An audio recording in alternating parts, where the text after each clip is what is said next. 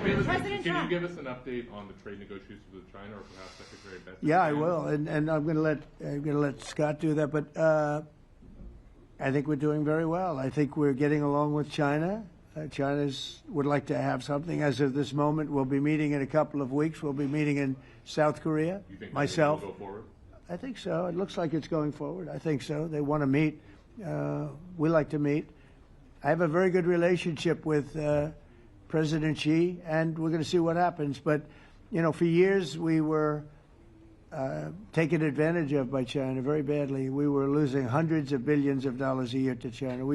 We really built their military, if you think about it. The kind of money that presidents allowed to be lost to China was just insane. And then when I came into office, as you know, I put very severe tariffs. So we took in hundreds of billions of dollars in my first term from China.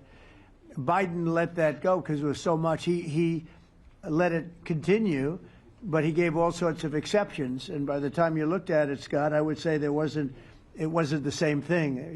He would give an exception for anything. If you got up and went out to dinner, he'd give you an exception.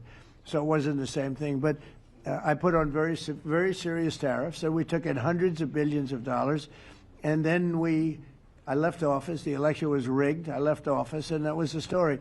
Now I come back, and we are in a very strong position because of tariffs. We're in a very powerful position because of the fact that we have tariffs. If we didn't have tariffs, we would be in a very weak position.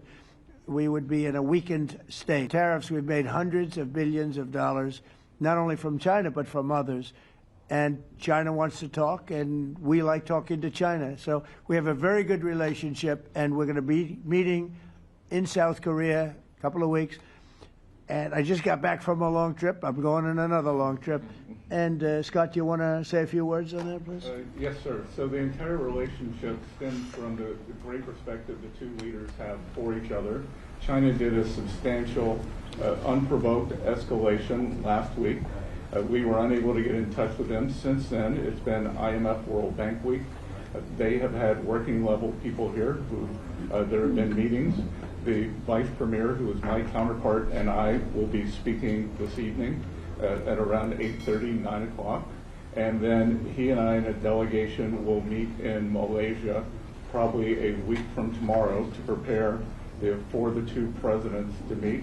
So I think that things have de-escalated. We hope that China will show the respect that we have shown them.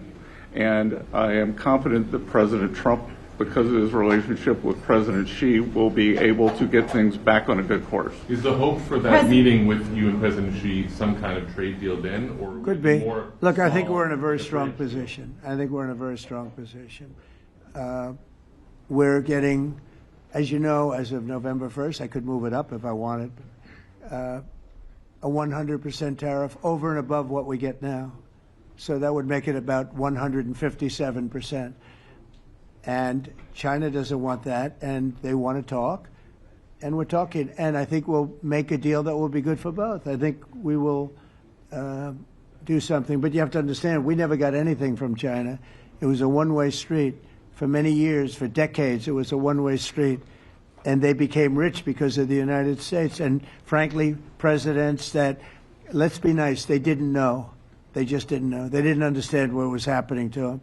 But I understood it. I understood it long before I ran for politics. I used to watch in amazement at how stupid our country was, how stupid they were. And we're not stupid anymore. And that includes with the European Union. That includes with Japan and South Korea. All we want to do is be treated fairly. But the fairly is hundreds of billions and even trillions of dollars coming into the United States. And it's our national security is secure because of tariffs. If we didn't have tariffs, we would have no national security. So it's very important. Will you seek China's help in ending the war in Ukraine? Do you need them to put pressure on Russia? I'll be discussing that, but I'd love to see it ended before that. I think we have a chance of ending the war quickly if flexibility is shown on behalf. And again, we're not losing people. The United States is not. We're not losing people. We're not spending money. We're getting paid for the, ammunition and missiles and everything else that we're sending to the European Union, but to NATO. But it's very similar. If you look at the countries, I mean, it's very similar. And we just made a very fair trade deal with the European Union, and what we wanted, and we made a very good deal with NATO too. You know, they pay for all of this. That's not what we're in this for. We're in it to save thousands of lives every week. Thousands and thousands of lives. That's why we're in it. And I think we have a very good chance of bringing this war to a conclusion.